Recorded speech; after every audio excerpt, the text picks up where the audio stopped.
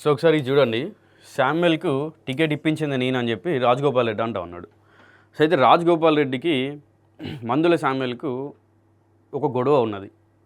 మొన్న ఈ మందుల శామ్యుల్ నియోజకవర్గానికి కోమటిరెడ్డి రాజగోపాల్ చెప్పి కనీసం ప్రోటోకాల్ లాగా కూడా నాకు ఇన్ఫామ్ చేయకుండానే వచ్చిండు. మరి ఒక ఎస్సీ నియోజకవర్గం అంటే, ఒక ఎస్సీ ఎమ్మెల్యేగా ఉన్న నియోజకవర్గం అంటే కోమటిరెడ్డికి రాజగోపాల్ రెడ్డికి కొంచెం కూడా రెస్పెక్ట్ లేదు, నన్ను కనీసం ఒక ఎమ్మెల్యే కూడా చూసలేడని చెప్పి మందుల శామ్యుల్ అంటా ఉన్నాడు.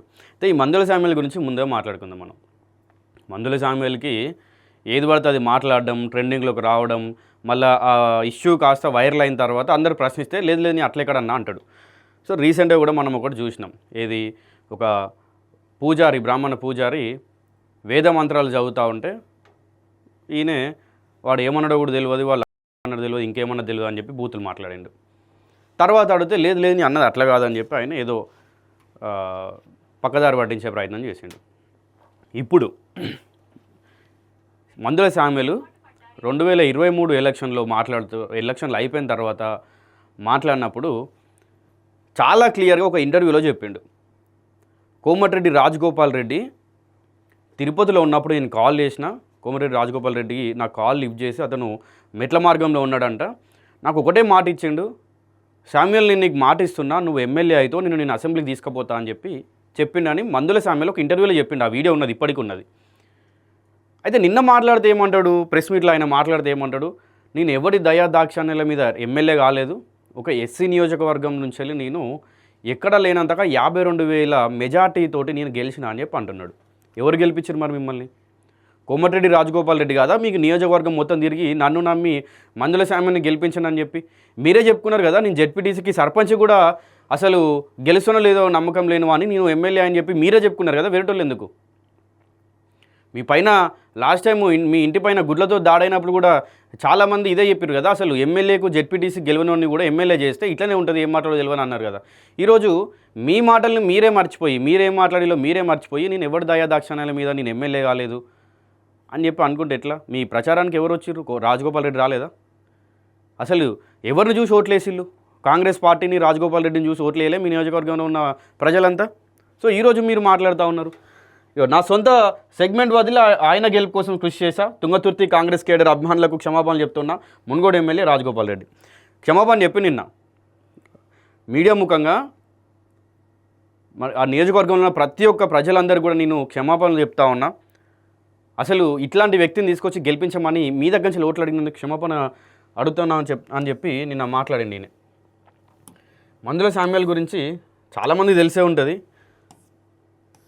నిన్న మీడియాతో మందుల శామ్యుల్ అంటా ఉన్నాడు,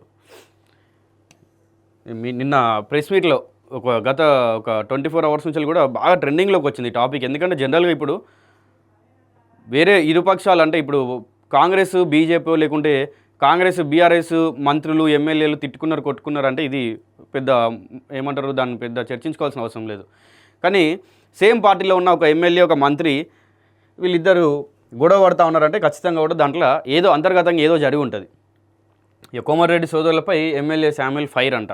ఏమంటా ఉన్నారు, నా నియోజకవర్గానికి నేనే బాస్, ఇక్కడ మీ ఆటలు పెత్తనం సాగవు, దళిత ఎమ్మెల్యేల హక్కులను హరించే ప్రయత్నాలు మానుకోవాలంట. దళిత ఎమ్మెల్యేల హక్కులను ఏమంటారు హరించే ప్రయత్నాలు మానుకోవాలని చెప్పి కోమటిరెడ్డి బ్రదర్స్ ఇద్దరికి చెప్తా ఉన్నారు, రాజగోపాల్ రెడ్డికి ఇంకా వెంకటరెడ్డికి. సో ఈయన అసలు ముచ్చటకు వస్తే ఈయన నిజంగా దళితుడేనా? ఫస్ట్ నుంచి ఈయన ఎస్సీయేనా? అట్లా ఇక సూర్యాపేట జిల్లా తిరుమలగిరిలో శుక్రవారం ఆయన మీడియాతో మాట్లాడుతూ తుంగతుర్తిలోకి చీడపీడలు చొరబడుతున్నాయని, అలాంటి రాజకీయ జోక్యాన్ని ప్రజల సహకారంతో తిప్పికొడతామని స్పష్టం చేశారు. అసలు ప్రజల సహకారం మీకు ఎవరిచ్చిర్రు? అసలు ప్రజలు మీకు దగ్గర కావడానికి, మీకు ఓటు వేయడానికి అసలు ఆ సహకారం అనేది ఎక్కడి నుంచి వచ్చింది? ఎవరు చెప్తే వచ్చింది? రాజగోపాల్ రెడ్డి చెప్తే రాలే. ఇవాళ ఏదో రాజగోపాల్ రెడ్డిని మెచ్చుకుంటున్నామని కాదు, ఆయనే మీకు ఎమ్మెల్యే సీట్ ఇప్పించింది ఆయనే కదా. నిన్న ఆయన ప్రెస్ మీట్లో మాట్లాడుతూ ఒక మాట మాట్లాడింది. ఇదే మందుల శామ్యుల్ 100 సార్లు నా ఇంటికి వచ్చిండు, అన్న నాకు సిటీపీ అన్న అని చెప్పి 100 సార్లు వచ్చిండు. అసలు ఈ శామ్యుల్కి అర్హత లేదు. చాలామంది ఆ నియోజకవర్గం నుంచి వెళ్ళి సీటు కోసం చాలామంది ఎదురు చూస్తుండే, అయినా కూడా నేను శామ్యుల్కి మాట ఇచ్చిన కాబట్టి నీకే టికెట్ ఖచ్చితంగా ఇప్పిస్తా, అసెంబ్లీకి ఖచ్చితంగా నేను తీసుకుపోతా అని చెప్పిండంట రాజగోపాల్ రెడ్డి. ఇంకా ఈయననేమో అసలు నేను ఎవరి దయాదాక్షణల మీద గెలవలేదని చెప్పి అంటా ఉన్నారు. అంటే కనీసం అంటే ఇప్పుడు మనం చేసింది గుర్తుపెట్టుకోకపోయినా కనీసం మనం ఎక్కడ తిన్నాము, మనం దేనివల్ల తింటున్నాం, ఏం తింటున్నాం అనేది గుర్తుపెట్టుకోవాలి.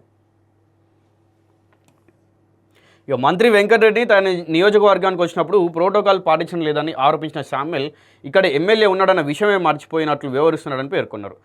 సో ఖచ్చితంగా కూడా ఈ విషయంలో మందుల శామ్యుల్ని ఎంత తప్పున్నా కూడా ఖచ్చితంగా ప్రతి ఒక్కరు కూడా మందుల శామ్యుల్ వైపు నిల్చోవాలి.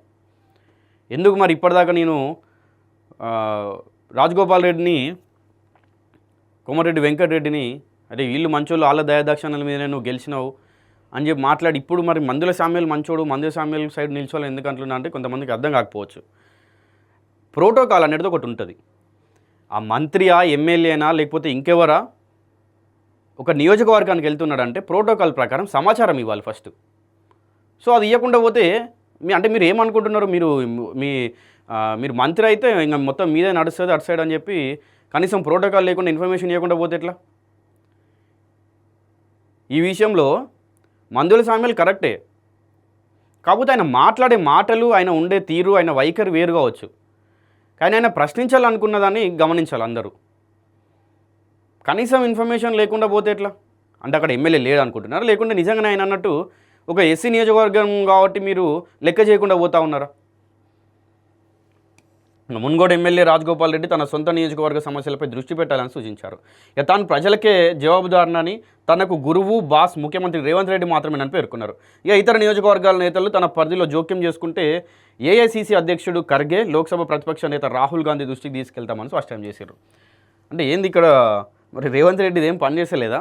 అంటే ఈ ముచ్చట్లా అని చెప్పి ఆల్ ఇండియా కాంగ్రెస్ నేత ఖర్గే దగ్గరికి, లేకపోతే ఇంకా వీళ్ళ బాస్ రాహుల్ గాంధీకే నేను చెప్తా అంటా ఉన్నారు. మరి కనీసం ఇక రాష్ట్రంలో మన ముఖ్యమంత్రి రేవంత్ రెడ్డి ఉన్నారని చెప్పి మర్చిపోతున్నారా ఎట్లా? మీ ఇక్కడ రాష్ట్రంలో ఈ రాష్ట్ర పరిధిలో చూసుకుంటే మీకు మంత్రులకు, ఎమ్మెల్యేలకు, లేకపోతే ఇంకా కార్పొరేటర్లకు ఎవరో ఒకరికి మీకు గొడవలు తగాదాలు ఉంటే మన ముఖ్యమంత్రి దగ్గరికి పోవాలి, కానీ నేను ఖర్గే దగ్గరికి పోతా, రాహుల్ గాంధీ దగ్గరికి పోతా అన్నట్టు మాట్లాడుతూ ఉన్నాడు ఈయన. అంటే వీళ్ళలో వీళ్ళకి ఏదో ఉంది.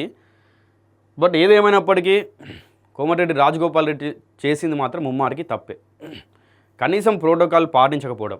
అదే ఒకవేళ ఒకసారి గమనించండి మీరు, ఇప్పుడు రాజగోపాల్ రెడ్డి ప్లేస్లో హరీష్ రావో, కేటీఆర్ ఇంకెవరో ఉన్నారనుకోండి,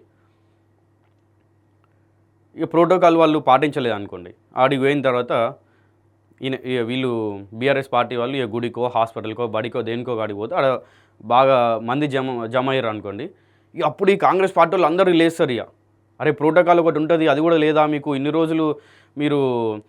రోజులు పాలించిన తెలంగాణని 10 ఏళ్ళ అధికారంలో ఉండే మీకు ప్రోటోకాల్ తెలియదు అది అని చెప్పి కాంగ్రెస్ వాళ్ళు మొత్తం ఎగబడతారు. అదే వాళ్ళ పార్టీ వాళ్ళు చేస్తే వీళ్ళు సపోర్ట్ చేయకుండా కూర్చుంటారు.